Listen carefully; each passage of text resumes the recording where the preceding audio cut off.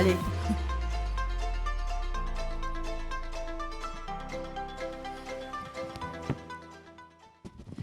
Merci beaucoup de vous prêter à cet exercice. Je crois que vous l'avez déjà fait, notamment devant les jeunes agriculteurs, que vous le ferez aussi sur l'intelligence artificielle.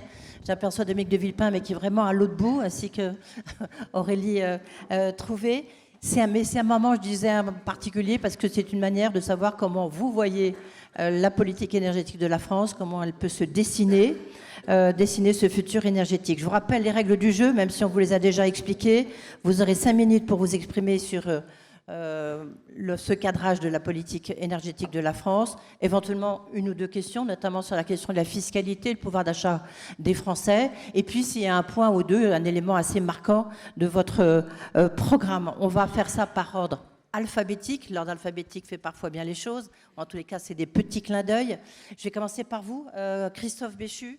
Christophe Béchu, vous êtes, je le disais, maire d'Angers, pardon.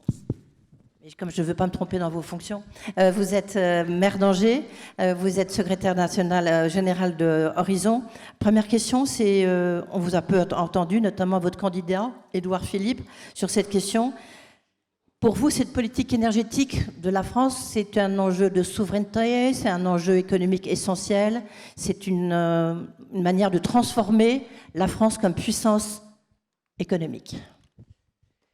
Très bien, bonjour à tous. Et je salue évidemment l'ensemble de ceux qui sont sur ce banc face à vous. Et je remercie l'UFE à la fois de l'organisation de ce moment et même de nous permettre de pouvoir exposer une vision ou un début de vision par rapport à ces sujets. On est aujourd'hui, pour répondre à votre question, dans une triple aberration, une aberration écologique, une aberration économique et une aberration géopolitique, en important de manière massive des énergies qu'on ne produit pas, qui sont des énergies fossiles. C'est une aberration écologique parce que ça participe au dérèglement, c'est une aberration géopolitique puisqu'on les achète à des gens qui ne sont pas nos amis en leur donnant des devises ou des moyens qui leur servent parfois à nous combattre. C'est une aberration géopolitique puisque dans un contexte instable, ça provoque une instabilité des prix qui entraîne l'aberration économique dont je parlais avec les difficultés pour le pouvoir d'achat ou pour la visibilité des entreprises sur leur investissement et en nous privant de la capacité à créer des jobs. Dans ces conditions, et dans le cadre du concept de souveraineté intégrale qu'Édouard Philippe a eu l'occasion de préciser, à la fois sur les sujets d'IA à Vivatech ou sur les sujets de défense à Eurosatory la semaine dernière, notre objectif, il est de proposer un mix souverain d'un point de vue énergétique et qui repose globalement sur 3 piliers. Le nucléaire, les ENR et l'Europe. Le nucléaire, avec bien entendu cette chance incroyable de disposer de ce patrimoine qui nous permet d'avoir une des énergies qui est parmi les plus décarbonées, mais pour lequel on a des enjeux de prolongation des centrales, d'investissement dans le nouveau nucléaire. Les ENR, qui sont un complément indispensable, avec en revanche une nécessité d'accélérer sur le stockage et sur la flexibilité, et d'aller à la découverte de continents qui sont aujourd'hui peu connus. Je pense à la géothermie, pour lesquels les enjeux d'ENR, en particulier dans des temps de canicule tels que ceux que nous connaissons, ont l'énorme avantage de nous permettre d'aller chercher du frais. Je pense plutôt à la géothermie de surface, particulièrement efficace dans le nord de l'Europe et sur lequel on a aujourd'hui beaucoup de possibilités qu'on n'utilise pas. Et puis l'Europe, avec à la fois le besoin de garder une interconnexion européenne qui nous sécurise, j'allais dire à la fois de manière offensive et défensive, quand on a besoin d'importer en 2022 ou quand on peut exporter comme c'était le cas, mais aussi pour définir des standards industriels sur ces ENR et pour essayer d'aller vers des séries en ce qui concerne le nucléaire, parce que ça a des risques, parce que ça représente aussi des opportunités économiques pour notre pays. Et 2 leviers, ou 2 axes sur ces 3 murs porteurs, la production, j'en ai parlé, on pourra y revenir, mais bien sûr l'électrification des usages, puisque toute une partie de notre dépendance est liée au fait que nous avons une importation d'énergie fossile dans des secteurs où nous n'avons pas électrifié. Et là, ça va assez vite, mais entre ce qui concerne les mobilités, ce qui concerne les bâtiments, ce qui concerne l'industrie, on a des axes majeurs sur lesquels bouger. Les Français ne s'y trompent pas, au-delà d'ailleurs parfois de nos débats sur 2035 et les interdictions. Il suffit de regarder la courbe des immatriculations électriques pour mesurer qu'avec le 32% du mois de mai, les Français ont bien conscience de ce qui est en train de se passer. Là, notre sujet, ce sont les poids lourds, parce que autant sur les véhicules légers, on est capable d'avancer, autant on a du retard. Et le maire d'Angers que je suis se réjouit que la semaine dernière, à l'occasion de Choose France, Scania ait annoncé 70 millions d'euros d'investissement dans son usine d'Angers pour une ligne permettant de réaliser des poids lourds électriques. Et je le prends évidemment aussi comme un indice qu'on a un secteur qui est en train de basculer. Je ne reviens pas sur les pompes à chaleur, je ne reviens pas non plus sur les e-bacs, mais sur la capacité aussi de définir des stratégies industrielles à l'échelle de nos zones, par exemple pour que la chaleur fatale puisse être utilisée auprès d'un voisin, pour qu'on puisse faire en sorte d'avoir des coopérations territoriales qui permettent de soutenir la compétitivité. Est-ce que je me trompe si je me dis que finalement vous continuez la politique énergétique telle qu'elle a été conduite ces derniers temps par le président Macron? Vous ne vous trompez pas totalement. Ce que je veux dire, c'est qu'il y a à la fois une continuité, et puis il y a à la fois un certain nombre de champs nouveaux sur lesquels aujourd'hui, à défaut d'avoir des investissements réels, il y a des amorces, mais par exemple sur la question du stockage et de la flexibilité, sur la question de ce qui est pilotable à distance, on a des sujets. Moi, si je devais, puisque le temps est extrêmement court, dire les choses, je pense que globalement, bénéficier d'une stratégie énergétique 2050 unique qui fusionne la PPE, la SNBC et le PNAC, c'est globalement la carte dont on a besoin. D'une part parce qu'on a besoin de donner de la visibilité et d'être dans du long terme par rapport aux acteurs. D'autre part parce qu'on ne peut plus dissocier, et les temps que nous vivons le montrent, ce qui relève de l'adaptation et de ce qui relève de l'atténuation. Et enfin, parce que tout ça est lié, c'est une nécessité de fixer un cadre qui soit à plus de 20 ans, qui s'inscrit dans une stratégie de croissance, qui s'inscrit dans une stratégie de production de richesse et dans une stratégie d'excellence environnementale. Merci beaucoup et merci d'avoir respecté le temps.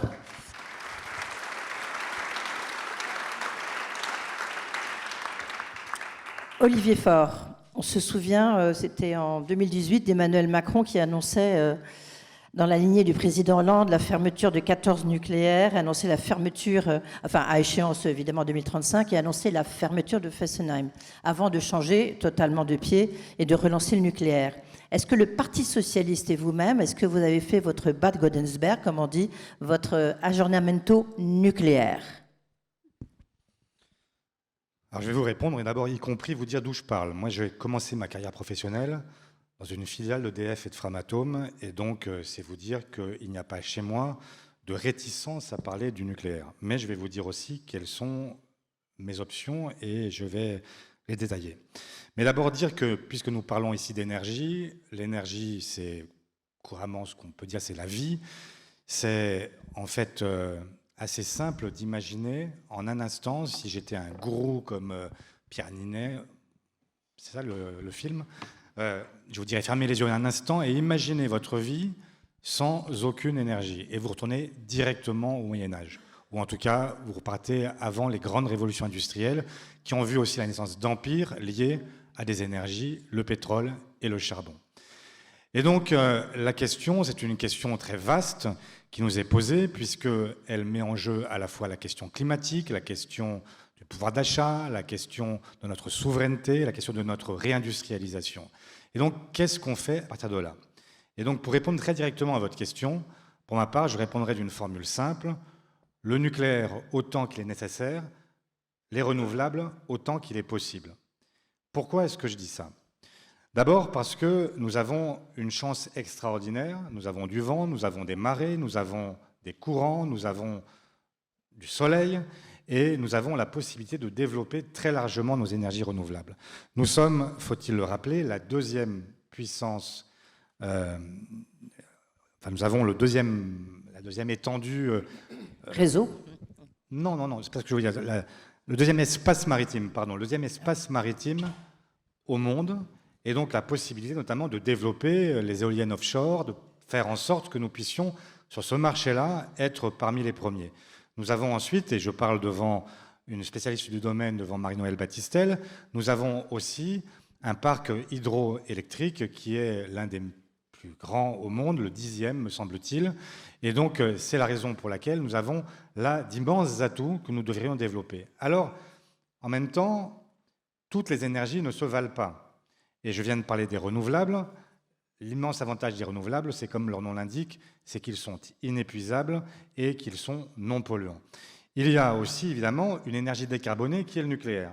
Et je vous l'ai dit, je n'ai pas de réticence à parler du nucléaire. En revanche, ce qui ne me semble pas être complètement pensé du point de vue gouvernemental aujourd'hui, ou du point de vue de ceux qui me succéderont et qui parleront d'aller vers le tout nucléaire, c'est que le tout nucléaire pose un problème d'abord y compris de traitement des déchets, mais aussi de souveraineté. Je m'explique. Il n'y a plus en tout cas d'extraction d'uranium en France depuis 2001. Nous sommes obligés d'aller chercher de l'uranium au Kazakhstan, en Ouzbékistan, en Namibie, au Niger. Et vous le savez aussi, le Niger, depuis que la junte militaire en 2024 a supprimé la licence que nous avions sur une mine d'uranium, nous sommes un peu plus dépendants des autres. Pour la transformation, pour l'enrichissement de l'uranium, nous dépendons là aussi, pour partie, pour 1/5 de Rosatom, entreprise russe. Et nous savons aussi que les réserves d'uranium ne sont pas éternelles.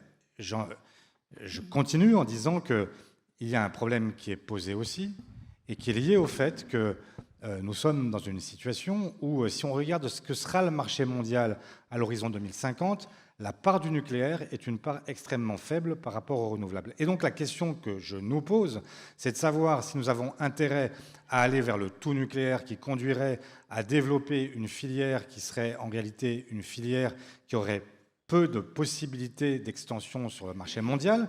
Je rappelle que nous avons perdu le marché en République tchèque, que depuis 10 ans nous négocions en Inde et que toutes les négociations qui sont en cours en Europe, pour l'instant, n'ont pas abouti. Et que nous avons toute une série de pays qui ont renoncé au nucléaire. C'est donc la raison pour laquelle, pour des raisons à la fois qui sont des raisons de traitement de toute la chaîne, de coûts de production, pour tout ce qui relève aussi tout simplement des marchés que nous n'avons pas en perspective, pour toutes ces raisons-là, je considère que nous devons avoir suffisamment de nucléaire pour éviter un shutdown à la française et donc permettre aux énergies renouvelables d'arriver à maturité, mais continuer dans le secteur du renouvelable à faire tous nos efforts. Et de ce point de vue, je regrette par exemple que dans le moment dans lequel nous sommes, EDF visiblement est en train de démanteler sa propre filière hydrogène pour la vendre aux Américains. Mais est-ce que vous maintiendrez la construction de nouveaux EPR ou pas? Certainement pas au nombre qui est celui proposé par le gouvernement. Moi, je considère que si nous arrivons, il faudra voir en fonction de ce que nous arrivons en termes de perspective sur les renouvelables. Mais moi, je pense que la perspective, elle est plutôt de 2, 3 ou 4 EPR2 plutôt que ceux qui sont envisagés, sans compter les SMR que le président a également évoqués. Merci Olivier Faure. Beaucoup de questions. Peut-être rapidement, est-ce qu'il faut une baisse de la fiscalité sur l'électricité ou pas? Tout le monde ici va vous dire oui pour des raisons qui sont liées au public qui est devant nous. La réalité, c'est quand même que la fiscalité sur l'électricité est moins lourde qu'elle ne l'est sur le gazole ou sur le pétrole. Et que les mêmes vont vous dire qu'il faut évidemment baisser la fiscalité, et puis après, ils vous diront aussi qu'il y a un problème budgétaire. Et donc, moi, je considère qu'il faut être prudent en la matière et que nous avons plutôt intérêt à relever le défi de la décarbonation avant de se poser le défi de la défiscalisation. Merci Olivier Faure. Bruno Retailleau. Je ne sais pas pourquoi, quand Olivier Faure a parlé de tout nucléaire, il s'est tourné vers vous. Mais il est vrai qu'on se souvient de votre tribune qui avait fait beaucoup de bruit. Vous étiez alors ministre de l'Intérieur. Certains vous ont dit, mais de quoi il se mêle? Mais vous avez fait une tribune où vous disiez, il faut arrêter de subventionner les énergies renouvelables. Est-ce que vous, dans un autre registre, évidemment, est-ce que vous avez fait votre aggiornamento sur les énergies renouvelables? Non, j'ai fait un projet que j'ai mis, si j'ose dire, sur la table pour le débat pour l'élection présidentielle. Si je suis aujourd'hui ici comme justement candidat, c'est parce que je considère que l'énergie, c'est fondamental, et notamment l'électricité, qui est l'énergie de l'avenir, qui est une sorte de socle invisible du monde moderne. Cela a été dit, je le répète, vous la coupez et tout s'arrête. On a en France hérité dans les années Pompidou d'un socle nucléaire qui est extraordinaire. C'est un atout. Nous sommes aujourd'hui, si on se compare à l'Europe, le grenier à électrons de toute l'Europe, une énergie décarbonée à 95%, ce qui nous place vraiment comme parmi les champions du monde pour l'énergie et l'électricité décarbonée. Et en plus, on a des grands groupes, que le monde, des fleurons, publics et privés, que le monde nous envie. Le problème, c'est que depuis 15 ans, ces atouts ont été considérablement affaiblis. Pas pour des raisons scientifiques, surtout pour des raisons idéologiques. On a parlé de la fermeture, on a décrété la fermeture de 14 réacteurs, on a fermé Fessenheim, de réacteurs qui étaient très sûrs, qui produisaient une électricité abondante, peu chère, etc., souveraine. Et le résultat, ce sont les Français qui ont payé la facture. C'est ça la réalité. Depuis 2009, la facture d'électricité, elle a été multipliée par 2 et pour les entreprises, même chose, des artisans aux plus grandes entreprises. L'objectif que je souhaite, l'ambition que je veux porter, c'est de faire de la France à nouveau une grande puissance électrique, de plein exercice, c'est-à-dire souveraine, et de faire en sorte qu'on puisse doubler la place de l'électricité dans les usages de nos compatriotes en 20 ans. C'est ambitieux, mais c'est parfaitement possible. Je prends pour ce faire 3 engagements. Premier engagement, il nous faut une électricité qui soit une électricité abondante et décarbonée. Oui, je mise beaucoup sur l'atout que nous avons, parce qu'on ne va pas refaire le monde à chaque génération. Cet atout donc nucléaire. Donc je pousse au maximum la trajectoire, notamment la durée de vie de nos réacteurs. Je fais bien entendu aussi ce qui est prévu sur les nouveaux EPR, déjà la première tranche de 6 EPR2. Et je relance Astrid. Grande faute d'avoir interrompu Astrid, de l'avoir même arrêté. Olivier Faure, à juste titre, disait qu'il pouvait y avoir un problème, là encore, de ressources limitées. Eh bien, on en a pour des milliers d'années. Si les déchets que nous avons aujourd'hui, on en fait enfin, dans une économie circulaire du nucléaire, justement du nouveau combustible. Un mot aussi sur l'hydroélectricité, puisque désormais les freins législatifs sont levés, et je pense qu'on peut mobiliser sans doute autour de 4 gigawatts pour l'avenir. Et un mot de la sobriété, parce que je me bats là-dessus depuis des années. Je pense qu'on a un réseau électrique très intelligent, des compteurs Linky, 35 millions, et demain, on peut avoir des compatriotes qui nous permettraient de s'effacer volontairement. Et pour eux, ce serait du pouvoir d'achat, et pour la France, ce serait quelques réacteurs sans doute d'économiser. Deuxième élément, une électricité peu chère, parce qu'une électricité chère, c'est la taxe sur les plus modestes, et c'est un handicap sur notre compétitivité. Donc je leverai des absurdités, et je ferai en sorte qu'on soit raisonnable. Ça sert à quoi de produire toujours plus ? 2035, sans doute, déjà ce qu'il y a dans les tuyaux, 600 TWh, donc ça coûte très cher. Donc oui, je ne supprime pas les énergies renouvelables. Je pense que désormais, compte tenu de cet écart entre l'offre et la demande, il faut ne plus les subventionner. Ils pourront se développer, évidemment, logiquement. Dernier point, souveraine. Je suis pro-marché pour les exportations. Ouais, pro-marché. Pour l'exportation, on exporte le quart de notre production, 92 TWh, c'est le record l'an dernier, donc on ne peut pas s'en priver, mais je reprends ma souveraineté et je dirais non, je bloquerai le projet européen sur les interconnexions, notamment sur le package, le grid package, puisque l'Europe voudrait que nous amortissions avec notre parc nucléaire l'intermittence des voisins. C'est vous savez que ça rapporte beaucoup d'argent, hein ?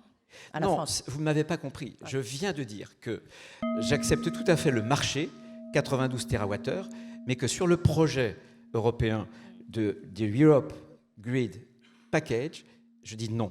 Ça serait néfaste. Voilà ce que je veux dire. Et je pense que comme cela, on refera de la France une grande puissance énergétique. Et surtout, si on veut parler de pouvoir d'achat pour les Français et de réindustrialisation, il nous faut une électricité abondante, décarbonée et souveraine. Est-ce que ça veut dire que vous arrêtez tous les projets d'énergie renouvelable, notamment les projets d'éolien en mer ? Non, j'arrête les subventions. Je considère que désormais, 2 choses. Je considère que, 1, on a des énergies qui sont arrivées à maturité, et enfin, on a l'an dernier consommé 446 TWh. C'est l'équivalent de ce que l'on faisait il y a déjà 20 ans. Et ce qu'il y a déjà dans les tuyaux nous mèneront en 2035 à 600 TWh. C'est beaucoup trop qu'ils nous en font. Donc soyons raisonnables. Je voudrais que dans ce débat, on puisse introduire de la raison, et y compris en matière économique. Ça sert à quoi de produire toujours plus, beaucoup plus cher en subventionnant, alors qu'on a des problèmes budgétaires. Donc soyons raisonnables, mais aussi ambitieux. Merci beaucoup, Bruno Retailleau.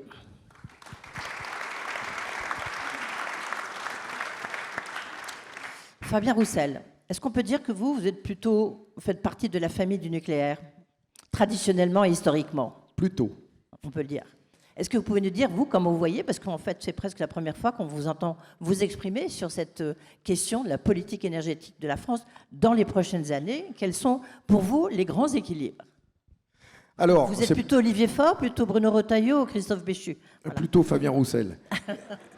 Et effectivement, ça fait très longtemps que nous soutenons une politique ambitieuse en matière de production d'énergie en France. Et je vous dirais que aujourd'hui, la question énergétique, elle est centrale pour nous permettre de redresser la France, apporter des réponses à nos entreprises, mais aux Français, aux ménages, mais aussi pour le climat, mais centrale aussi à travers les enjeux mondiaux qu'il y a. Il y a des guerres qui se mènent aujourd'hui au nom de l'énergie. Le Venezuela d'un côté, le détroit d'Ormuz de l'autre. Beaucoup se font la guerre aujourd'hui pour ces questions énergétiques, parce que ça va être essentiel pour les économies de demain et pour le climat. C'est pour ça que je pense que la question énergétique, elle devra être au cœur de l'élection présidentielle à venir. Et nous avons, nous, travaillé sur un plan climat pendant 2 ans, qui est ici, qui est à la disposition de tous, qui est sur notre site internet, Empreinte 2050, un plan climat visant à atteindre la neutralité carbone d'ici 2050 et qui repose, lui, sur le doublement de la production d'électricité d'ici 2050, passer de 500 TWh à 970 TWh d'ici 2050 et effectivement produire des EPR, construire des EPR progressivement d'ici 2050 pour atteindre cette production d'électricité importante, mais aussi production d'électricité issue du renouvelable. Nous misons donc le photovoltaïque, l'éolien en mer, l'hydraulique qui est la source de production de l'énergie renouvelable la plus importante et où nous avons aussi des capacités de pouvoir augmenter cette production-là. Mais le nucléaire, c'est la possibilité pour la France de multiplier l'atout que nous avons déjà aujourd'hui. Nous produisons de l'électricité décarbonée et stable, pilotable. Et c'est de cela dont nos entreprises et la France, les Français, ont besoin pour demain. La production d'une électricité décarbonée, stable et pilotable, ce que ne fait pas l'éolien et le solaire.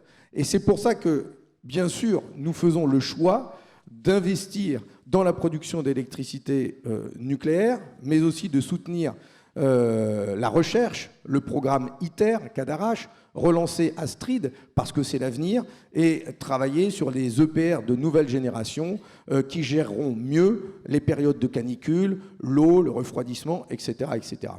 Pour nous, c'est essentiel, parce que la bataille pour le climat ne doit pas s'opposer à l'amélioration de la qualité de vie de nos concitoyens. On veut pouvoir investir dans la rénovation des bâtiments publics, l'installation de pompes à chaleur partout et changer et transformer les cuves à fioul en pompes à chaleur. On veut avoir des voitures électriques en plus grand nombre. Et surtout, nous voulons réindustrialiser la France. Et une nouvelle industrialisation de la France, ça passe donc par l'implantation de nouvelles entreprises, plus nombreuses dans notre pays. Et ces entreprises, il va bien falloir les alimenter. Moi, à gauche, tout le monde se bat pour qu'ArcelorMittal produise de l'électricité décarbonée. C'est bien, nous aussi. Mais ArcelorMittal utilise un réacteur de la centrale de Gravelines. Alors demain, vous pouvez dire on arrête le nucléaire, on ferme les centrales, mais on ferme ArcelorMittal. C'est la raison pour laquelle, pour nous, c'est essentiel pour la réindustrialisation de la France. Et pour avoir une industrie décarbonée, nous avons forcément besoin d'investir beaucoup dans la production d'électricité stable et pilotable. C'est-à-dire que quand on en a besoin beaucoup, période de forte chaleur, période de grand froid, on appuie sur le bouton et on produit. Et donc, nous sommes des fervents défenseurs de cette politique-là, avec aussi la sortie du marché spéculatif de l'électricité. Le marché européen qui est spéculatif, où le prix de l'électricité, il est fixé sur celui du gaz, c'est n'importe quoi. C'est n'importe quoi. Et donc, il nous faut retrouver la maîtrise de la formation des prix de l'électricité. Et les énergéticiens, la CGT notamment d'EDF a travaillé un beau projet là-dessus. Nous avons travaillé ensemble sur des prix qui pourraient être baissés dès demain, c'est ce que je proposerai, de 30 à 40%, autant pour les ménages que pour les entreprises. Et quand j'ai entendu juste avant nous ici, votre interlocuteur qui disait que 37% des entreprises renoncent à des investissements à cause du coût de l'électricité, mais ça me rend dingue. Justement, nous avons un avantage compétitif énorme avec l'électricité nucléaire. Faisons en sorte de proposer à nos entreprises, mais aussi aux ménages, ça les aidera pour le pouvoir d'achat, de l'électricité décarbonée, 30% moins chère que celle qu'ils ont aujourd'hui, ce qui nous permettra d'être aussi compétitifs que les États-Unis sur ce secteur-là.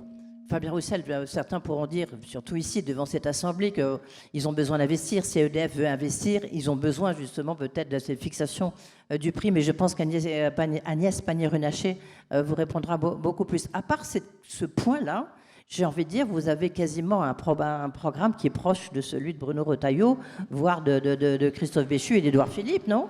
Enfin, où j'ai mal compris. Il y a une petite nuance, parce que M. Retailleau, M. Béchu disent on va construire plus, on va baisser la facture d'électricité, etc. Mais ils ne disent pas comment. Ils ne disent pas comment ils vont financer ça. Sur la facture d'électricité des Français, si vous connaissez des factures d'électricité plus claires et plus lisibles que ça, vous nous le dites. C'est comme les feuilles de paille. Il y a de la TVA sur de la TVA, il y a de la taxe sur de la taxe. Le gouvernement a augmenté de 20% la TVA sur l'abonnement. C'est une folie. Alors qu'aujourd'hui, le sens qu'il faut prendre, c'est de baisser la facture d'électricité des entreprises comme des ménages, baisser la TVA et fixer un prix de production qui corresponde à la réalité. Or, aujourd'hui, il est fixé en fonction de la bourse. Et la bourse, elle nous tue. C'est à cause de ça que le prix de l'essence flambe et que le prix de l'électricité a flambé depuis la guerre en Ukraine, comme aujourd'hui avec la guerre au Moyen-Orient. Merci beaucoup. J'allais dire, je ne suis pas sûre que la bourse en tant que telle rentre en ligne de compte, mais je pense qu'Agnès Pannier-Runacher va vous répondre, Fabien Roussel, et ça sera l'objet d'un débat. Agnès Pannier-Runacher, alors je précise, en fait, votre nom c'est Agnès Runacher, et c'est pour ça que vous êtes entre les R et avant Jean-Philippe Tanguy, pour pas qu'il y ait de doute sur votre positionnement. Vous avez participé, vous, à la PPE3, la programmation pluriannuelle de l'énergie. Donc j'imagine que votre candidat, Gabriel Attal, il va s'inscrire aussi dans cette ligne de construction d'EPR et d'équilibre. Tiens, j'ai oublié de vous poser une question, Fabien Roussel, pardon. Vous êtes pour la suppression de l'énergie fossile ou pas? La suppression des énergies. Oui, le plus rapidement possible. On doit s'en passer. Il doit être résiduel. L'utilisation d'énergie fossile doit être résiduelle. On ne pourra jamais s'en passer à 100%. Ok, bien sûr. Agnès Pannier-Runacher. Merci beaucoup et bonjour à toutes et à tous.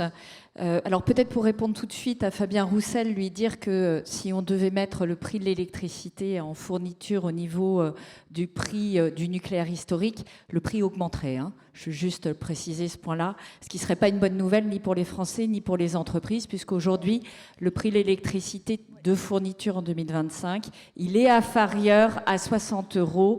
Inférieur à 60 €, parce que précisément on a mené une politique qui a visé à produire plus, à consommer moins. Il manque un troisième volet qui est de profiter au maximum du surplus électrique et du surplus d'énergie que nous produisons, puisque c'est un levier de création de valeur. J'y reviens. Quatre leviers évidents qui sont dans la programmation pluriannuelle de l'énergie. La sobriété, Bruno Retailleau en a parlé, l'énergie qu'on ne consomme pas, c'est celle qui coûte le moins cher.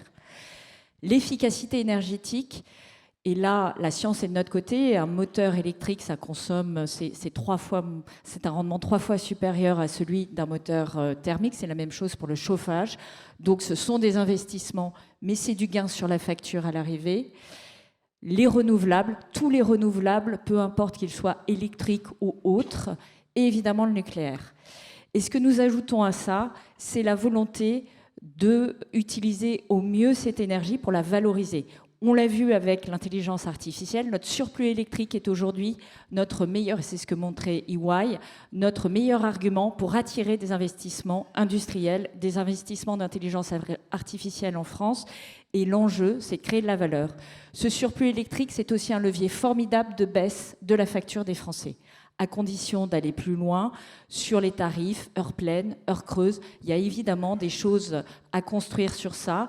Et le troisième enjeu, et vous l'avez tous dit à votre manière, c'est de donner de la visibilité sur les prix aux ménages, parce que c'est ça qui fera qu'ils déclencheront un investissement, qui changeront d'usage, mais également aux entreprises, car c'est ça qui feront qu'elles investissent. Or, nous avons les leviers pour le faire. Nous sommes un champion des énergies, qu'elles soient renouvelables ou nucléaire. Et c'est pour ça que notre position avec Gabriel Attal, c'est une neutralité technologique. Nous, il n'y a pas des énergies qu'on aime ou qu'on n'aime pas. Ce qui nous intéresse, c'est qu'elles soient pilotables, bas carbone et surtout compétitives. Et on veut mettre le paquet sur la compétitivité du prix. Je l'ai dit en utilisant ce surplus électrique et les autres surplus qu'on peut avoir, en utilisant l'Europe. Et effectivement, là où je rejoins Bruno Retailleau, c'est qu'il faut être extrêmement vigilant sur le paquet interconnexion, parce que c'est de nature à augmenter le prix, alors que le marché a fait baisser le prix en moyenne, et que ça, c'est un atout formidable pour le marché. C'est aussi la question des normes. Pas baisser les normes, mais simplifier la manière dont on les applique. Nous avons les mêmes normes que l'Allemagne. Et moi, je ne comprends pas pourquoi on n'a pas le pragmatisme de l'Allemagne et la rapidité de l'Allemagne pour les instructions de ces normes. Et puis, c'est enfin l'innovation. Et là aussi, l'innovation est un levier formidable. Je ne suis pas technosolutionniste, mais ce que je sais, c'est qu'il y a 7 ans, on m'expliquait qu'on ne pouvait pas faire de camions électriques. Et aujourd'hui, je constate qu'on le fait. Face à ça, un enjeu important, c'est l'industrie. Chaque projet énergétique est un projet industriel et doit être regardé sous cet angle-là. Moi, j'entends le photovoltaïque, on importe les panneaux de Chine, c'est vrai. Mais 80% de la valeur est en France. 80% de la valeur. Et 80% de la valeur reste en France pendant 30 ans. Et ça, c'est essentiel. Et lorsqu'on fait des politiques du type EcoScore, lorsqu'on crée des filières ou qu'on renforce des filières comme la batterie électrique, la voiture électrique, l'hydrogène, la géothermie, tout ça, ce sont des emplois français. Moi, je suis sur le territoire des Hauts-de-France et de la vallée européenne de la batterie. C'est des milliers d'emplois qui ont été créés ces dernières années et que nous devons continuer à créer. Merci beaucoup. Juste comment vous faites baisser la facture pour les Français, parce qu'en tous les cas, c'était là. Pour les entreprises, on a bien vu l'enjeu, mais pour les Français. Alors, heure pleine, heure creuse, ça veut dire profiter des moments où on produit de l'électricité à des tarifs négatifs, hein. Ce qui est le cas aujourd'hui, l'été, les week-ends, précisément parce que nous avons un surplus d'électricité. Et lorsqu'on projette cela, on s'aperçoit qu'on est capable de stabiliser, voire de baisser la facture. Vous avez même des offres commerciales qui sont en train d'arriver sur le marché. C'est à nous de nous en emparer, nous en emparer en tant que puissance régalienne. Deuxième sujet, accompagner les Français sur l'électrification avec une aide à l'investissement, mais qui fait immédiatement baisser la facture. Quand vous baissez de 40% votre consommation d'énergie dans une rénovation thermique accompagnée d'un changement de chaudière, je peux vous dire, ça se voit sur la facture, ça se voit sur les factures oui, du pas bassin court terme, minier. ça se voit à moyen terme, ça se voit pas à court terme. Ça se voit à très court terme. Bassin minier, ERBM, moins 40% sur les factures d'énergie. C'est très concret, c'est lutter contre la précarité énergétique et c'est lutter contre lutter contre l'impact du dérèglement climatique, les bouilloires thermiques et les passoires thermiques. Merci beaucoup Agnès Pannier-Runacher.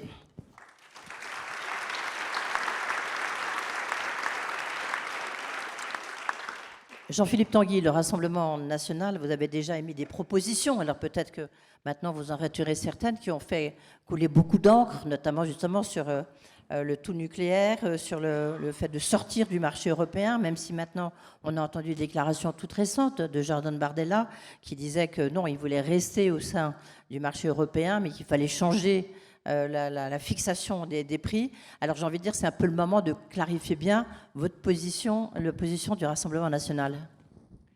Bonjour, merci pour l'organisation de ce débat. Écoutez, il n'y a aucune raison de raturer des propositions, puisque nous avions raison absolument surtout sur le diagnostic et sur les solutions à apporter. Madame Chevrillon, je suis un peu déçu parce qu'on se rencontre souvent sur les plateaux de télé. À chaque fois, vous me posez la question sur le tout nucléaire. À chaque fois, je vous dis que ce n'est pas le programme du Rassemblement national puisque nous avons une part considérable d'hydroélectricité, de revalorisation de l'hydroélectricité. Et je me félicite d'ailleurs que le scandale que nous avions dénoncé, à savoir le statu quo insupportable entre la Commission européenne et l'État français qui a duré plus de 20 ans, se soit terminé. C'est le Rassemblement national qui avait agité le marigot dessus. D'ailleurs, le changement et la réforme est venu à partir du moment où nous avons eu un groupe parlementaire pour faire pression à l'Assemblée nationale comme nous le faisions au niveau européen. Alors la solution qui a été trouvée d'ailleurs n'est pas satisfaisante, mais enfin elle a quand même voté parce que c'est toujours moins pire que ce qu'il y avait avant. Donc déjà cette présentation, Mme Chevrillon, elle est fausse. Et de toute façon, elle est fausse comme la quasi-totalité de ce qu'on lit sur le programme du Rassemblement national, alors qu'il est public, tout le monde peut le lire. Visiblement, c'est un effort. Allez-y. Oui, mais c'est un effort trop considérable. Bon, deuxième chose, ce que vous dites sur le marché, Mme Chevrillon, c'est la même chose. Le marché, ça désigne soit un encadrement physique, soit des règles de marché. Donc quand on dit qu'on sortait du marché européen, c'est qu'on sortait évidemment des règles de marché, car nous avons sous-estimé, et ça, vraiment, je bats ma coupe là-dessus, la mauvaise foi de nos adversaires. Et j'avoue que quand nous avions faisait le raccourci en disant on sort du marché de l'électricité, j'avoue que je n'avais pas vu venir l'argument consistant à dire qu'on pensait que le Rassemblement national allait couper les câbles aux frontières de la France pour s'isoler des interconnexions européennes. J'avoue que j'avais sous-estimé la mauvaise foi de nos adversaires et que donc effectivement on a dû préciser que sortir du marché européen de l'électricité, c'était sortir des règles de fixation, de tarification de l'électricité, et ça ne voulait pas dire qu'on allait couper les câbles. Voilà, c'est vrai qu'on en est là. Je prends ma responsabilité, j'avoue. Voilà, et pour la prochaine campagne, j'expliquerai effectivement tout.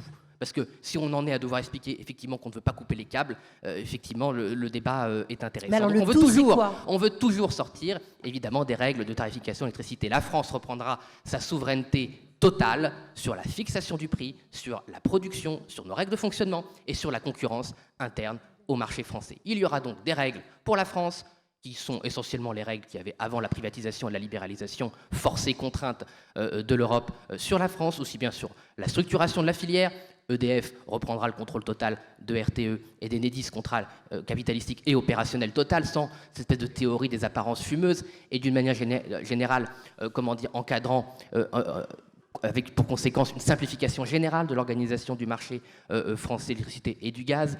D'ailleurs, ce sera vertical. Voilà, ça fonctionnait parfaitement et ça refonctionnera comme ça fonctionnait avant, avec des économies sur ce bazar qui a été créé et tous ces parasites qui se sont incrustés sur la production française et la distribution d'électricité. Bon débarras, vous verrez, ça coûtera beaucoup moins cher. Et d'ailleurs, comme M. Roussel, on calcule à peu près les mêmes économies qu'on pourra faire, à savoir selon qu'il y a la TVA ou pas. Donc pour les ménages, avec la baisse de TVA, ça fera un tiers de baisse de la facture, et pour les entreprises, il n'y a pas la TVA, ça fera un quart. Par la simplification des règles, cette reprise en main du marché. Sur la production, nous, on se met dans un cadre qui est complètement différent, qui n'est pas le cadre de la décroissance, ou celui de la surproduction dont a parlé M. Retailleau. Nous, on veut réindustrialiser massivement la France. Alors, nous parlons d'urgence climatique toute la sainte journée. La première cause de la pollution au CO2 en France, c'est les importations. 50% de l'empreinte carbone de la France, c'est les importations. Donc, ceux qui prétendent lutter contre le réchauffement climatique, mais qui ne font pas la première des missions, à savoir s'occuper des 50% d'émissions de gaz à effet de serre et pas des 5, 10, 15% des autres secteurs sur l'empreinte carbone, pas sur la facture domestique de la France, vous mentent. Voilà. Donc c'est très drôle aussi de voir que le Rassemblement national est toujours présenté comme climato-sceptique ou n'ayant pas de solution, alors que nous sommes les seuls à affronter la première cause du réchauffement climatique pour la France, à savoir la désindustrialisation. Donc conséquence, puisqu'on veut réindustrialiser massivement la France, passer d'ici 2050 de 10% du PIB dans l'industrie à 18 à 20%, ça nécessite au moins 200 TWh d'électricité d'ici là, et donc d'où le parc massivement développé de production nucléaire que nous proposons, à savoir 2 chantiers de 5 paires d'équivalent EPR2, un premier chantier, un deuxième chantier, et le plus rapidement possible passer à la 4e génération, parce que dans les innombrables crimes contre le climat et l'intérêt national qu'il y a eu sur l'électricité, j'aurais pu parler d'Alstom, j'aurais pu parler de toutes les absurdités qui ont été faites, il y a évidemment l'arrêt de Superphénix, et c'est quand même absolument ahurissant que la France, qui avait 50 ans d'avance sur toutes les autres nations sur la maîtrise de la génération 4, ait suicidé sa maîtrise de la surgénération par la droite avec Mme Lepage, par la gauche avec Mme Voynet, donnant cet avantage à la Russie et à la Chine. Et effectivement, il est urgent de reprendre le contrôle et de reposséder la 4e génération. Merci Jean-Philippe Tanguy, on voulait des clarifications, il y en a eu. Du reste, vous avez la présidente de RTE, d'Enedis, ils sont devant vous, je les ai vus un peu tiquer, mais en tous les cas, ça fait partie de l'exercice. Ah bah il y aura des postes en moins. Hein. Oh là là, oh là là. En tous les cas, ce que j'ai noté, c'est que vous avez des points d'accord, notamment avec Fabien Roussel. Marine Tondelier, je pense que vous allez être en désaccord avec de nombreux candidats ou représentants ici. Est-ce que vous pouvez nous expliquer exactement sur vous, quelle est votre politique énergétique? Qu'est-ce que vous faites du nucléaire? Quelle est sa place? Quelle est la place des énergies renouvelables? Comment vous voyez ce schéma énergétique?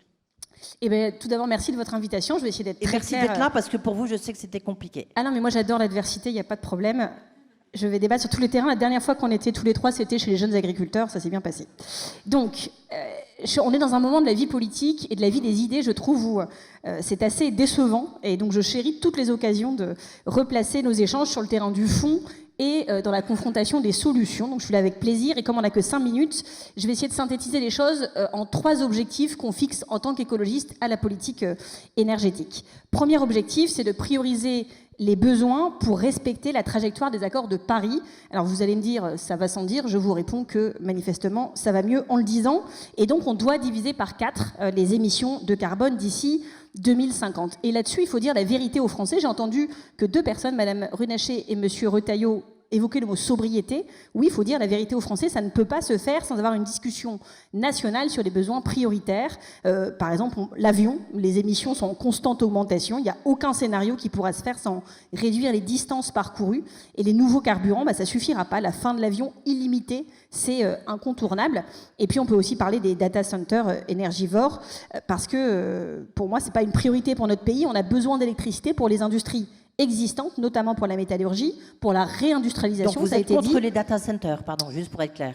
Je pense qu'il faut arbitrer les besoins, et quand je vois ce que ça pèse aujourd'hui dans l'utilisation de l'énergie en France, oui, j'ai un sujet, et nous avons un sujet démocratique. Donc on a besoin de plus d'électricité pour les transports, avec l'électrification complète du parc auto, des poids lourds, ce qui a à peine commencé, et on doit collectivement ici avoir le courage de débattre de ces priorités, des choix qu'on aura à faire en cohérence, en lucidité et en transparente. Deuxième objectif, c'est de préserver, voire de développer la souveraineté française et européenne dans un contexte de tension et même de guerre en Europe. Et je le dis, on parle beaucoup dans cette guerre en Europe d'armes, de munitions, mais enfin, dans son arsenal de guerre, on ne peut pas avoir que des armes et des munitions. Il faut aussi de la souveraineté, parce qu'on voit bien que nos défaillances industrielles, nos défaillances énergétiques sont arsenalisées par nos adversaires, et M. Faure a bien expliqué d'où venait l'uranium, c'est-à-dire pas d'alliés. Voilà.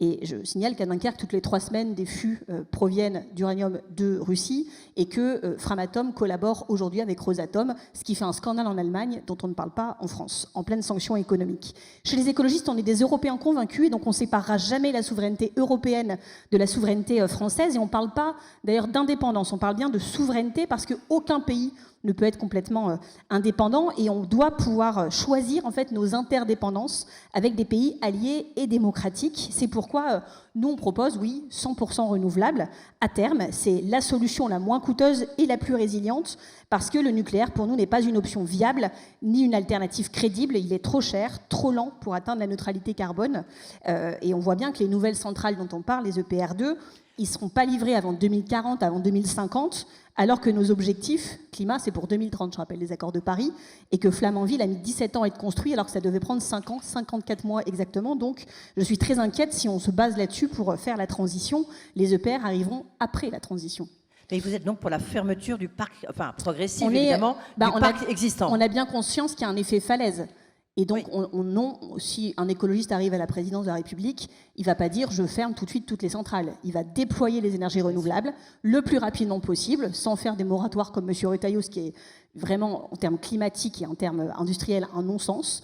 Mais on a, nous, un cap très clair là-dessus. Et je précise d'ailleurs, donc c'est la Cour des comptes qui dit que le nucléaire est trop cher, qu'à chaque milliard qu'on met dans le nucléaire, qui en absorbe beaucoup dans ces projets, c'est de l'argent qu'on ne met pas dans le renouvelable. Je précise aussi que le débit du Rhône pourra baisser de 40% d'ici 2050, que depuis hier soir, la centrale de Golfech, son réacteur numéro 2, est stoppé parce qu'il faisait 28 degrés dans la Garonne et donc il ne peut plus fonctionner. Et qu'en 2100, on ne sait pas où sera le trait de côte, qui aurait pu prédire. pour l'été 2023, mais pour 2100, on sait. Bon, bah moi, je sais pas. Donc voilà, et la fusion ASN-IRSN nous a pas rassurés là-dessus. Juste pour dire qu'il faudra des panneaux solaires, des éoliennes, des pompes à chaleur conçues en France et en Europe, et que là aussi, je suis inquiète de ce qu'on fait de notre industrie à ce sujet sur le solaire. On les a laissés tomber. Troisième objectif, c'est de réaliser une transition de manière juste et démocratique. Et à ce propos, juste signaler que l'Institut Rousseau a estimé que depuis 2013, tenez-vous bien, les taxes sur l'énergie avaient augmenté de 20 milliards d'euros. Donc c'est 20 milliards d'euros que nous avons payés. Eh bien, savez-vous que sur ces 20 milliards d'euros de plus de taxes prélevées, on a redistribué seulement 20% aux ménages ? C'est-à-dire que le reste de cet argent, il a servi en fait à baisser les prélèvements des entreprises et des plus aisés. Et donc, à la fin, il y a certains ménages en France qui ont perdu plus de 1 000 euros par an. Ça, c'est un vrai sujet. Et deuxième sujet, très très rapidement, sur le prix de l'électricité, je sais que c'était attendu, dire qu'aujourd'hui, c'est régressif pour les ménages à cause du tarif de l'abonnement, qui est très lourd. Et donc, en fait, vous l'amortissez, plus vous consommez, plus vous l'amortissez. C'est pas normal, il faut réformer ça. Plus on consomme, plus on doit payer. Et ça devrait paraître normal à tout le monde pour une politique énergétique plus juste. Merci beaucoup, Marine Tondelier. Là, au moins, ça le mérite d'être clair. Je vois qu'il n'y a pas... Voilà. Je vous remercie aussi.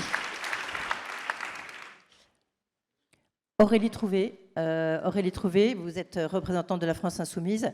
Vous dites que le nucléaire, ce n'est pas une solution de long terme. Alors, le problème, c'est quelle définition du long terme et surtout, qu'est-ce qui remplace le nucléaire dans votre schéma ? D'abord, Madame Chevrillon, Mesdames, Messieurs, merci beaucoup pour l'invitation. Je vais arriver au nucléaire, mais je veux d'abord expliquer la logique globale, si vous me le permettez, parce que ça s'inscrit d'abord dans une conviction de la France Insoumise, c'est que nous n'arriverons pas à faire cette transition énergétique sans une planification claire, stable, et on ne peut pas avoir de transition énergétique avec des changements tous les 4 matins, des signaux contradictoires tous les 2 ans.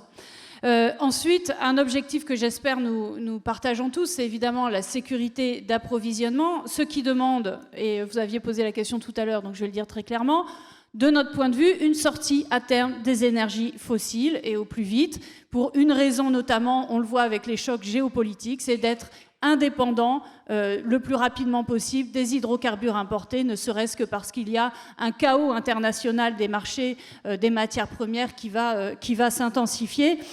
Donc restaurer la souveraineté énergétique de notre pays. Et donc ça demande, et ça a été dit par certains, une électrification massive déjà. Massive de tout notre appareil productif. Je pense notamment à la décarbonation de l'industrie, raison pour laquelle d'ailleurs, vous le savez, j'ai été rapporteur, mon groupe par exemple a porté la nationalisation d'ArcelorMittal, pas pour se faire plaisir, mais tout simplement parce qu'on ne peut pas laisser la décarbonation entre les mains d'actionnaires de multinationales qui en réalité ne la déclenchent pas à temps et suffisamment. Et ça renvoie à un dernier objectif pour nous, pour arriver à cela, qui est la sobriété. Parce que vous regardez, je vois qu'il y a les représentants de RTE, il n'y a aucun scénario de RTE sans diminution forte de notre consommation énergétique, si l'on veut justement cette sortie, je rajoute, si l'on veut cette sortie des énergies fossiles. Bien. Donc, ça demande, et comme nous, je viens de le dire, c'est notre point de vue, et nous pensons que c'est extrêmement important, sachant tout ce que j'ai raconté avant, ça demande donc des efforts massifs, par ailleurs, qui va créer des centaines de milliers d'emplois. Par exemple, la rénovation énergétique des logements. Demain sera proposée une proposition de loi qui est absolument régressive de ce point de vue-là, qui va reporter les dates de sortie des passoires thermiques, et c'est proprement, vraiment absolument incendiaire pour moi, étant donné la situation actuelle. Mais ça demande évidemment une sobriété dans tous les domaines. Et puis, dernier principe pour nous, c'est la stabilité des prix. Ça a été dit par certains. Stabilité des prix parce qu'on ne peut plus dépendre, comme aujourd'hui justement, de cette instabilité manifeste et intrinsèque des marchés. Ça veut dire notamment rétablir des tarifs réglementés pour tous, avec plafonnement des prix de l'énergie et particulièrement plafonnement des prix de l'électricité, rétablissement d'une tarification, d'une imposition de l'électricité sur la TVA au même niveau que le gaz. Et je finis, puisque c'est votre question, je finis sur sur les scénarios de production. Il se trouve qu'il y a un travail actuellement sur les scénarios de RTE. Nous participons au groupe de travail sur les scénarios de RTE. Nous pensons que c'est extrêmement important de se baser sur ces scénarios. Vous le savez, nous partageons pour différentes raisons qui ont été avancées sur le nucléaire, nous pensons qu'il faut une sortie à terme du nucléaire, ce qui veut dire d'ailleurs partager les 2 premiers scénarios de RTE qui existaient, qui étaient les scénarios M0 et M1. Je suis désolée, je vais un petit peu dans le détail, qui sont actuellement en train d'être réactualisés. Je peux vous dire que nous attendons avec impatience les conclusions de RTE et nous actualiserons d'ailleurs les projections que nous faisons de production. Ce qui est clair, c'est qu'on a pris beaucoup de retard sur la production d'énergie renouvelable, malheureusement, parce que les scénarios M0 et M1 demandent une montée en puissance extrêmement importante de ces énergies renouvelables qui doivent être planifiées. Par exemple, moi je regrette que dans le projet de loi énergie renouvelable, eh bien, il n'y ait pas eu l'ambition nécessaire pour justement développer au niveau qu'il aurait fallu les énergies renouvelables. D'ailleurs, on a beaucoup de retard, la France a pris beaucoup de retard. Donc raison, j'imagine, pour laquelle, enfin c'est une des raisons pour laquelle sont réactualisés les travaux de RTE. Mais oui, je vous l'affirme, nous gardons comme cap aujourd'hui à la fois la sortie des énergies fossiles et le 100% d'énergie renouvelable, en nous basant, et nous les attendons avec grande impatience, les résultats des travaux de RTE. Je finis en disant que tout ça ne pourra se faire, et vous êtes ici nombreux, qu'avec les hommes, les femmes des filières de l'énergie. Et donc, nous proposons d'ailleurs aujourd'hui une proposition de loi pour la protection des salariés, par exemple, dans l'énergie nucléaire. Je suis désolée, je vous ai pris tout le... non, mais pas grave. Vous parlez évidemment, vous avez la présidente de RTE qui est devant vous, et justement, je lui ai posé la question sur les futurs scénarios. Ça dépend évidemment de ce que les parlementaires ont fixé aussi comme base de discussion, mais en tous les cas, le résultat des courses, ce n'est pas pour tout de suite. Mais donc vous, on a compris que pour vous, ça va être le point de départ, donc c'est important, de votre politique énergétique. Merci beaucoup, Aurélie. Et nous leur remercions d'ailleurs pour leurs travaux d'un très grand niveau auquel nous participons volontiers. Voilà, il y en a certains qui veulent vous faire disparaître et d'autres qui vous félicitent. Dominique de Villepin, on sait que vous, quand on parle de souveraineté, c'est un terme qui vous est cher, c'est le positionnement dans votre candidature à l'élection présidentielle, je parle tout doucement. Est-ce que la souveraineté énergétique pour vous est aussi importante que la souveraineté dans la défense et en termes de géopolitique, ce dont on parlait tout à l'heure avec le général Paloméros? Merci tout d'abord à l'UFE de nous rassembler aujourd'hui. Il y a une bonne nouvelle dans ce rassemblement, c'est que nous posons tous le même cap, qui est celui de l'électrification. Alors, bien sûr, la souveraineté est pour moi un enjeu majeur, ça l'est pour la France, de la même façon que la compétitivité ou encore le climat. Et si on avait tendance à l'oublier, cette urgence, eh bien, le thermomètre, les guerres et l'intelligence artificielle, avec sa poussée extraordinaire depuis quelques mois, nous le rappelleraient. Mais face à cette situation, face à cette unanimité, il y a bien sûr une question de méthode. Et là, sans doute, nous divergeons. Et d'abord dans les leçons qu'il faut tirer des 10 dernières années. Leçons qui sont marquées d'abord, je pense, par les lenteurs que nous avons connues. 60% de notre consommation énergétique qui est encore carbonée, 3 millions de passoires thermiques, cela a été rappelé, 30 millions de véhicules qui sont thermiques également. On voit bien que nous sommes très loin du compte. Erreur avec les allers-retours en particulier qu'on a connus avec la taxe carbone à la suite des bonnets rouges et des gilets jaunes. On ne réformera pas, et c'est ma conviction, on ne réformera pas sans les Français. Ce sont les Français qui décarboneront, ce n'est pas l'État qui décidera tout seul d'en haut d'orienter les choses. Il faut donc construire un système qui permette de nous orienter dans la bonne direction. Et pour cela, il faut un changement de méthode, une inversion de notre méthode à travers 3 leviers. Le premier levier, c'est qu'il faut partir de la facture. C'est la facture qui doit commander véritablement notre système. Et pour cela, il faut qu'elle soit plus claire. Aujourd'hui, le fait d'avoir le prix de notre électricité qui suit le prix du gaz européen est un non-sens, alors que notre électricité est produite pour l'essentiel par notre industrie nucléaire. Deuxième élément, il faut que cette facture elle soit plus basse, à commencer par la suppression des certificats des économies d'énergie qui permettrait de réduire notre facture de 10 à 15%. Mais il y a un deuxième levier qui s'impose. C'est un juste prix du carbone, et c'est un peu l'éléphant dans la pièce aujourd'hui. Il faut que le prix du carbone soit payé à son juste prix. Sans quoi, tout notre système ne sera jamais suffisamment incitatif pour pouvoir orienter les consommateurs et les usagers. Ça veut dire 3 garanties qui doivent être données à partir de la création d'une taxe carbone qui tire les leçons des erreurs du passé. Première garantie, c'est la progressivité. Il faut que chaque euro soit restitué aux ménages à travers une cagnotte qui permettra de financer des projets électriques, qu'il s'agisse de véhicules électriques ou de pompes à chaleur. Il faut également, deuxième garantie, plus de visibilité, et pour cela, il faut une bande de fluctuation qui pourrait osciller entre 1,75 € pour le prix de l'essence et 2,50 €, et qui permettrait, à partir de là, de marquer l'avantage de l'électricité par rapport aux énergies fossiles. Et puis, troisième garantie, c'est plus de justice. Je pense qu'il faut taxer davantage le carbone de luxe, qu'il s'agisse des jets, des yachts, et avantager davantage, par des aides appropriées, les personnes les moins favorisées. Je pense en particulier au leasing social qui doit se développer considérablement, ou à des accompagnements pour les aides à la chaleur. Mais, et c'est le dernier levier qu'il faut activer, il faut penser dans la durée, parce que des systèmes qui sont court-termistes et qui oscillent en permanence ne nous permettent pas d'orienter le marché. Et pour cela, il faut un grand pacte national qui soit à la fois un pacte productif, avec le cap des 6 EPR2 qui sont déjà dans les tuyaux.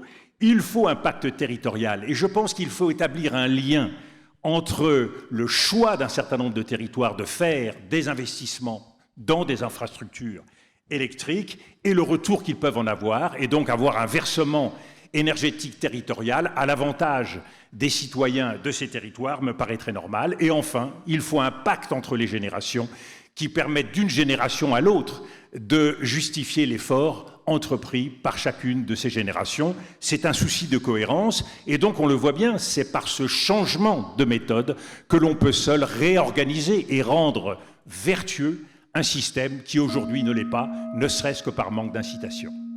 Dominique de Villepin, est-ce que pour vous c'est un sujet de référendum ? Pardon ? Est-ce que c'est un sujet de référendum, la question, les choix énergétiques, le choix du nucléaire ou pas ? Ça pourrait l'être. Je pense que le système repose suffisamment sur le bon sens pour qu'il puisse s'imposer tout seul. Mais le référendum fait partie des grands outils démocratiques. Donc je suis tout prêt à en accepter l'augure. Merci beaucoup, Dominique de Villepin. Maintenant...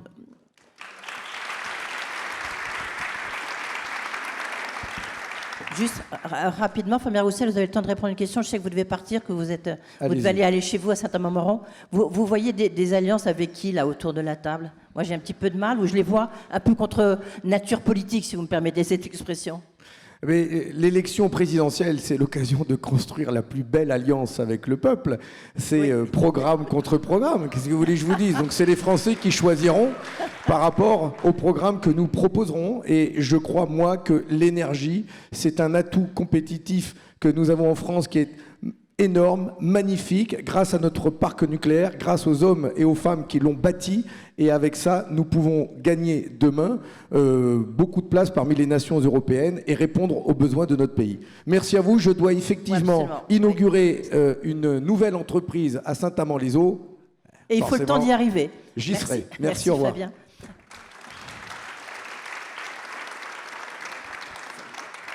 Olivier Faure, je vous repose la question. Vous voyez des éléments d'alliance là avec, je sais pas, avec Marine Tondelier, avec Aurélie Trouvé, avec Fabien Roussel, ou avec peut-être Bruno Retailleau, avec qui vous ne cessez de discuter.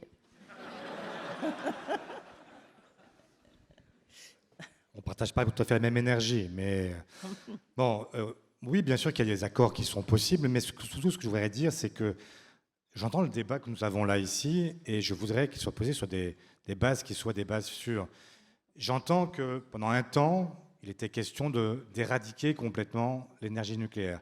Et puis maintenant, il y a une espèce de de retour en arrière et maintenant il faudrait partir vers le tout nucléaire. J'entends ce que dit Fabien, j'entends ce que dit Bruno Retailleau, j'entends ce que dit aussi le gouvernement actuel, etc. La réalité, c'est qu'on ne peut pas dire que nous voulons être pleinement souverains, avoir une énergie qui est pleinement souveraine, en même temps qu'elle est décarbonée, et en même temps tout miser sur le cheval nucléaire. C'est ça que je ne comprends pas. C'est que nous avons des atouts extraordinaires. Tout à l'heure, je l'ai dit, hydroélectricité, nous avons l'ensemble maritime l'un des plus importants du monde, le deuxième.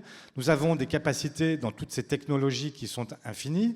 Nous avons là un retard que nous avons pris, mais nous avons aussi des chercheurs, nous avons des entreprises qui demandent qu'une seule chose, c'est d'avoir l'occasion de pouvoir marquer en fait le terrain. Et je vois que en réalité, on est en train de leur donner des signaux qui sont contradictoires. Et tout à l'heure, ça n'a pas été réévoqué par d'autres, mais par exemple sur l'hydrogène, on a là EDF qui est en train de vendre sa filiale hydrogène. Oui.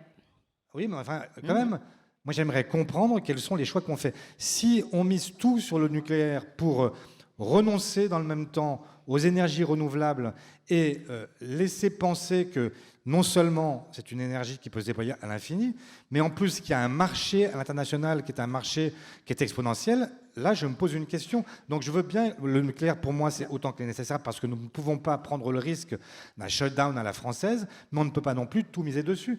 Que quelqu'un m'explique quel est le marché que nous allons développer à l'international sur le nucléaire. Je l'ai dit, nous sommes concurrencés aujourd'hui par les Chinois, par les Coréens. Nous n'avons pas réussi, enfin nous avons des problèmes à la fois à Flamanville, nous avons, ça a été dit, mis beaucoup de temps à mettre en service ce réacteur. Nous avons des problèmes en Grande-Bretagne.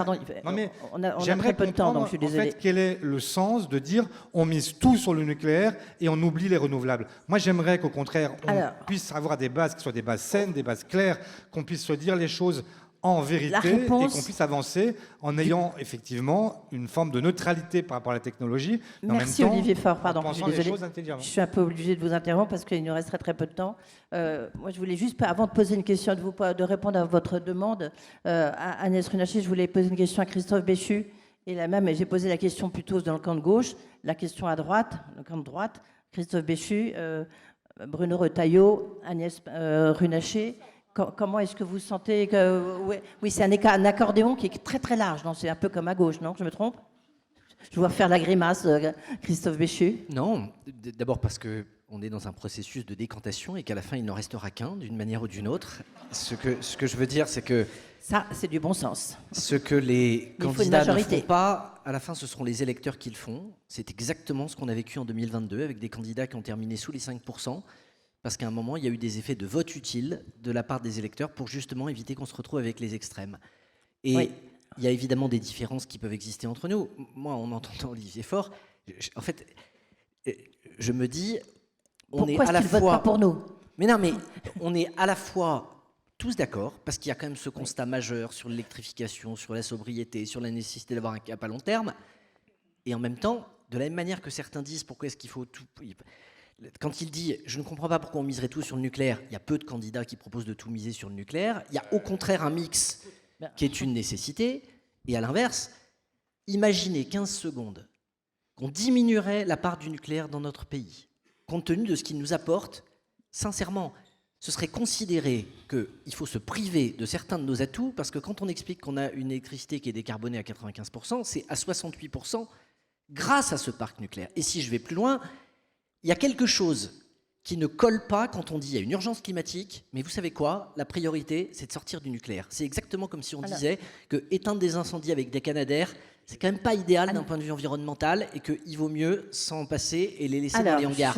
Ça n'a pas de sens. On doit tout utiliser pour garantir notre souveraineté, pour donner un cap et pour avancer sur le long terme. Agnès Runacher, très très brièvement, il faut que tout le monde puisse reprendre un peu la parole. Bruno Retailleau ensuite, comme ça, et puis l'accordéon du fond. Et puis il y a Jean-Philippe Tanguy aussi, j'imagine, qui n'est pas forcément d'accord avec ses positions. Allez-y Agnès. Merci beaucoup. Bon, d'abord, il y a quand même un certain nombre de convergences et c'est rassurant. Moi, j'ai compris qu'en 2032, on aurait encore du nucléaire, qu'on aurait du renouvelable plutôt en développement et qu'il fallait sortir des énergies fossiles. C'est déjà un bon début et que tout le monde avait en tête que la facture, c'était important.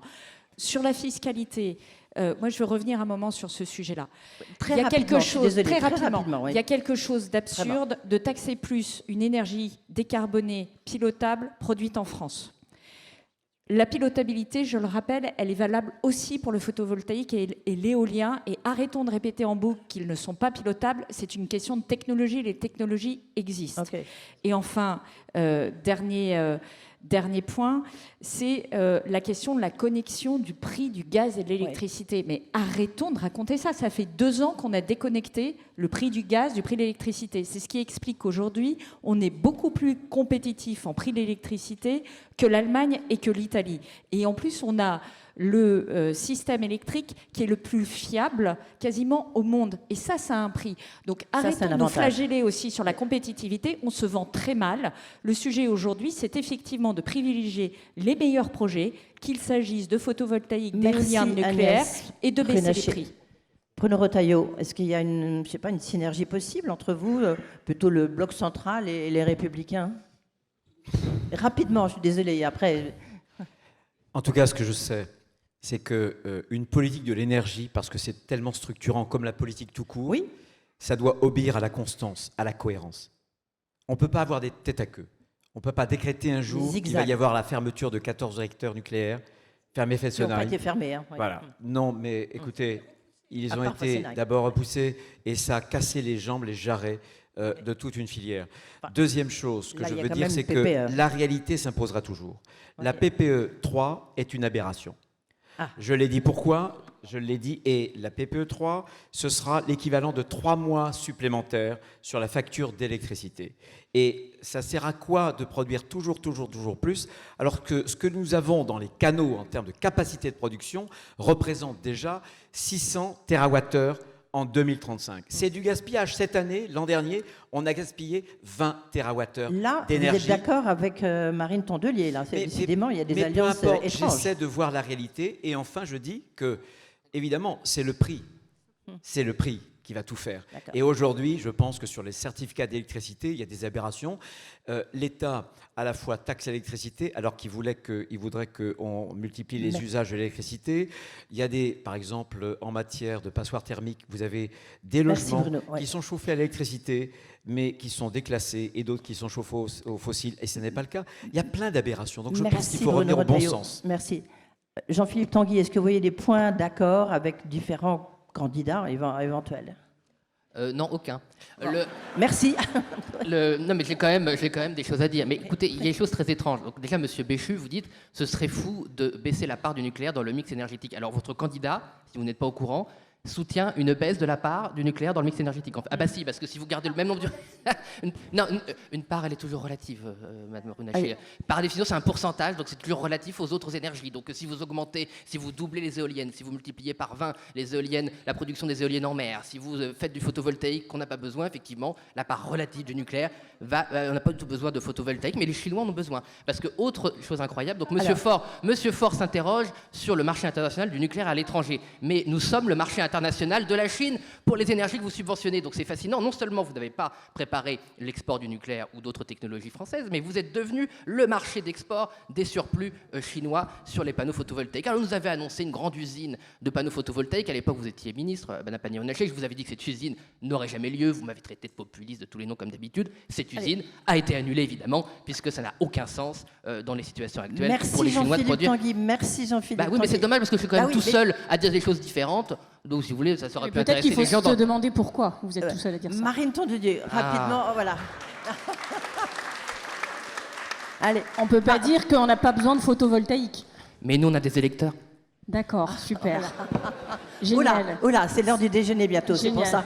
Il faut manger quelqu'un. Non, mais c'est pas un argument. C'est-à-dire que moi, quand j'entends dire du photovoltaïque dont on n'a pas besoin, en Chine, ils sont en train d'installer sur le plateau tibétain 610 km² de panneaux solaires. 610 km². Ça va leur produire 1100 gigawatts de solaire installés contre aujourd'hui en Europe 338. Ouais. Compte aujourd'hui aux États-Unis 178. La Chine, elle a dépassé en un semestre l'installation totale aux États-Unis. Et ils le font pas parce que le Parti communiste chinois est devenu fan de Greta Thunberg, en fait. Ils le font dans un esprit de compétitivité. Et ce virage qu'on ne prend pas, M. Retailleau est parti avant que je puisse lui répondre, mais moi je me rappelle, j'étais au Cercle des économistes à Aix-en-Provence, le jour de la sortie de sa tribune. On y retourne la semaine prochaine. J'y allais comme je suis venue ici, sur la pointe des pieds, en disant... Je vais être tolérée. Déjà, ils m'ont invité, c'est sympa. Je vais leur dire ce que je pense, mais avec les formes. Et les PDG venaient un par un me voir en disant « Est-ce que vous comprenez ce qu'ils font ?» Parce que personne ne comprenait. Mais moi, je pensais que c'était vu avec vous, que c'était vu ensemble. Ils disaient non, pas du tout. Et donc, à un moment, les positions idéologiques sur l'énergie sont des positions irresponsables que personne ne comprend et qui enlèvent en plus une chose qui est fondamentale en économie, c'est la prévisibilité. Voilà. Merci, Marine Tondelier. Aurélie Trouvé, vous êtes à l'autre bout. Est-ce que vous voyez des points d'accord? Même question, rapidement. Et après, pour conclure, on demandera à Dominique de Villepin. Ce qui est sûr, c'est que je ne vois pas beaucoup de points d'accord à l'intérieur du bloc commun, du soi-disant bloc commun et présidentiel. Oui. Entre ceux qui veulent l'augmentation, la diminution... justement, c'est bien la question. Il est censé y avoir un bloc présidentiel, mais alors là, on ne comprend plus rien. En tout cas, moi, je pense que ce qui est important, et je crois que le terme de pacte productif, il est important, c'est la façon dont nous considérons demain faire discuter, faire alliance et envisager et fixer une planification avec évidemment l'ensemble de la population, mais surtout les acteurs de la filière, et à commencer par les salariés de la filière énergétique.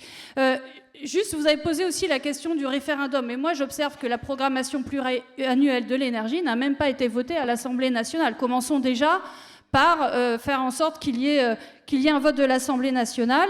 Et puis, je finirai par un élément qui a été peu mis en avant, mais moi, je le remets en avant. C'est la question de la souveraineté industrielle. Vous le savez, nous, c'est très clair, 100% d'énergie renouvelable à terme. Nous attendons, je vous l'ai dit, l'actualisation des travaux de RTE. Ça veut dire une très forte, comme c'est dit dans les scénarios RTE et ADEME, une très forte poussée de la sobriété et de l'efficacité énergétique. Mais je finis là-dessus. Oui. Il faut absolument, avec ça, une souveraineté industrielle. Par exemple, de la filière panneaux photovoltaïques, de la filière éolienne, et on a un énorme problème, et on a une défaillance de l'État, et je finis là-dessus, une défaillance de l'État en matière de protection de l'industrie. Il faut d'urgence un fonds public massif et ambitieux pour investir directement dans cette industrie des énergies renouvelables. Merci beaucoup, Aurélie Trouvé. Dominique de Villepin, vous allez avoir le mot de la fin. Qu'est-ce que vous avez retiré de cette table ronde? Est-ce que vous voyez des lignes de force? Une conviction, c'est qu'il y a des compromis possibles, des avancées possibles à deux conditions. La première, c'est qu'un certain nombre de partis cessent de s'arc-bouter sur des idées toutes faites idéologiques. La question du mix énergétique ne se pose pas aujourd'hui comme elle se posait il y a 5 ans ou il y a 10 ans. La pilotabilité des énergies renouvelables a été rappelée. Il faut de ce point de vue-là être pragmatique. Il faut choisir un mix en fonction du prix, en fonction du stockage, en fonction de la sûreté et en fonction du rythme des projets. La deuxième chose qui me paraît importante, au-delà d'un retour au pragmatisme, c'est d'accepter de penser une politique d'électrification dans le temps long. Le court-termisme explique les impasses dans lesquelles nous avons été depuis une dizaine d'années. Et nous l'avons payé extrêmement cher. Le temps long, c'est quoi? C'est la nécessité d'inscrire une loi de programmation énergétique et écologique dans le cadre d'une loi de programmation pluriannuelle, avec une loi organique, de nos finances publiques. Sur 5 ans, être capable de phaser nos efforts, de les fixer sans en changer, ça me paraît être l'impératif national dont nous avons besoin. Merci Dominique de Villepin, merci à tous en tous les cas.